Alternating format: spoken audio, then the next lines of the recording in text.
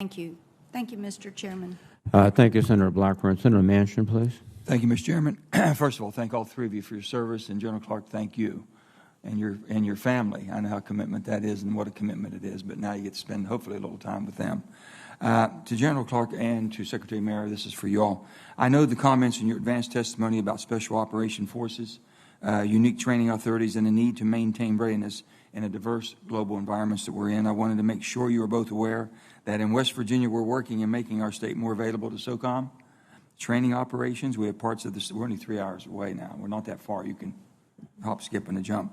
Available for SOCOM operations. We have parts of the state that are in great condition for training opportunities if it hasn't been brought to your attention.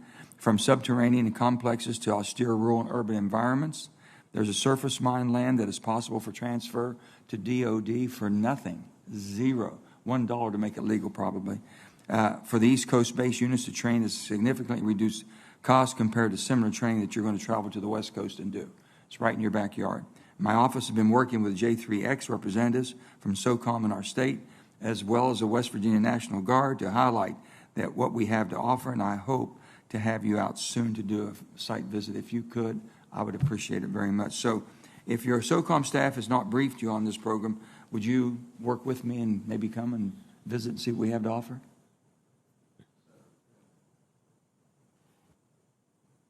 Senator, the SOCOM staff has briefed me. Having been appointed to West Point from Martinsburg, West Virginia, by Senator Byrd 42 years ago. You got to come. You got no option. I am very familiar with West Virginia and this initiative and your hosting of 2nd Battalion 19th right. Special Forces Group and our continuous assessment that we run in your state. We're a state that's totally committed to the defense of this country, and I think it proves that by the amount of veterans that we have who fought in every war and conflict, shed a lot of blood. So we're ready to go, and we would love to have you all there because you'd be most welcome in whatever we have to offer. I'll switch. I've always said this too. They said about West Virginians fighting. I says when there is no really a good fight going on around the world, we fight each other just to stay in practice because we're ready, just like Alabama. So, General Augustoni, this is for you, okay?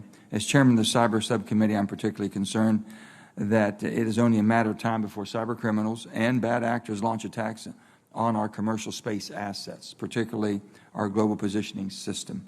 Cyber and space realms are intertwined, and it is imperative for Cybercom and Spacecom to work in lockstep because of every system Spacecom uses has a cyber component that has to be secure and reliable. So how are you all working together? And if it's things you can talk about, if not, we'll do it in a secured setting. So again, it begins with the ability for us to work closely with U.S. Space Command. We put a cyber integrated planning element into Space Command headquarters last summer. This is our ability now to work hand in hand with General Dickinson and his staff to be able to plan those type of operations. How about Nitro? Pardon me? Nitro, If I might come back to you on that, Senator. That's Thank you. What I thought.